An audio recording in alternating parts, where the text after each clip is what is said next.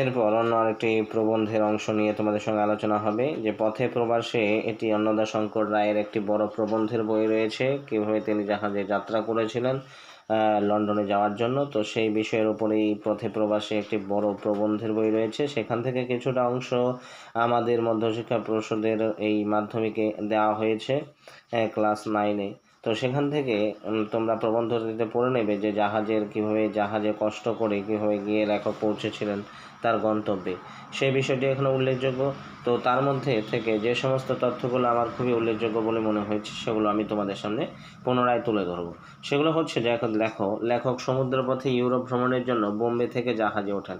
তো লেখক যাত্রার জন্য ইউরোপে যাত্রা করবেন, সেখানে যাওয়ার জন্য কোথা থেকে জাহাজে ওঠেন? বোম্বে থেকে কিন্তু জাহাজে ওঠেন। তখন কী ছিল? বর্ষাকাল, সময়টা ছিল বর্ষাকাল। প্রথমে আরব সাগর, তারপর লোহিত সাগর, তারপর ভূমধ্যসাগর হয়ে তিনি কিন্তু তার গন্তব্যে পৌঁছান।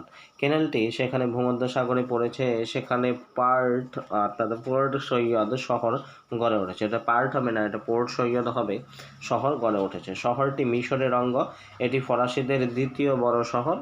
লেখক মার্সেলস থেকে প্যারিস হয়ে, ক্যালে হয়ে, ডোভার হয়ে তারপরে কিন্তু লন্ডনে গিয়ে পৌঁছান। তো এখানে ক্রমটি কিন্তু তোমরা মনে রাখবে। ক্রমটি আমার খুব উল্লেখযোগ্য বলে মনে হয় যে কীভাবে গিয়ে লন্ডনে পৌঁছান।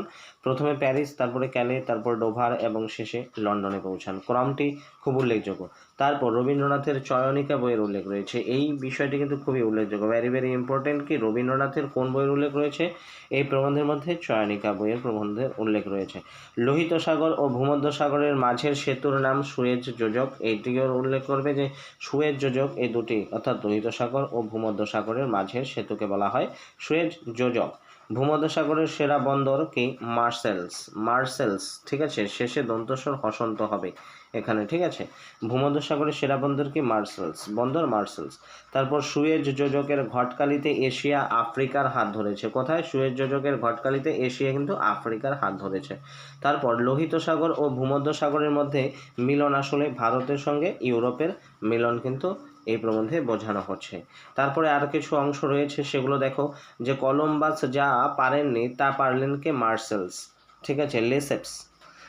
তারপর পোর্ট সৈয়দ কোন দেশের অঙ্গ? পোর্ট সৈয়দ কিন্তু আমাদের মিশরের অঙ্গ, ঠিক আছে।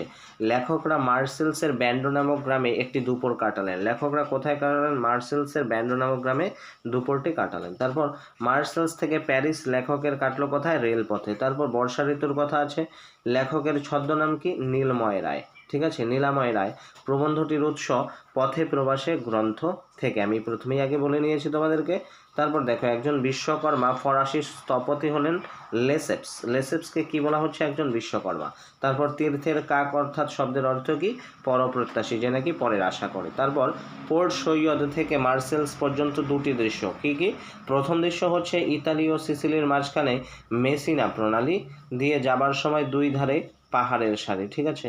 তারপর দ্বিতীয় হচ্ছে স্ট্রম্বলি আগ্নেয়গিরির কাছ দিয়ে যাওয়ার সময় পাহাড়ের বুকে রাবণের চিত্র। এই দুটি চিত্র তোমরা একটু মনে রাখবে যে যাওয়ার সময় কি কি চিত্র দুটি লেখকের চোখে পড়েছিল। তারপর ভূমধ্যসাগরের মিয়া বন্দর কি? মার্সেলস। ভূমধ্যসাগরের মিয়া বন্দর হচ্ছে মার্সেলস। ফরাসিদের দ্বিতীয় বড় শহরও মার্সেলস। লেখকরা মার্সেলসের ব্যান্ডো নামক গ্রামে একটি দুপুর কাটালেন। তারপর লাস্ট প্যারিস থেকে রেলপথে গেলেন ক্যালে থেকে জলপথে ডোভার, এবং ডোভার থেকে রেলপথে লন্ডনে কিন্তু গেলেন। দেখো এখানে এতগুলো তথ্য আমি তোমাদের সামনে তুললাম। তো পরবর্তীতে দেখো এখানে যেগুলো খুব ইম্পর্টেন্ট বলে মনে হয় সেগুলো আমি দু একটা জিনিস তোমাদেরকে দেখিয়ে দিচ্ছি, সেগুলো তোমরা একটু মনে রাখবে। যে লেখক কোথা থেকে যাত্রা করেছিলেন? বোম্বে থেকে। তখনকার সময়টা ছিল বর্ষাকাল।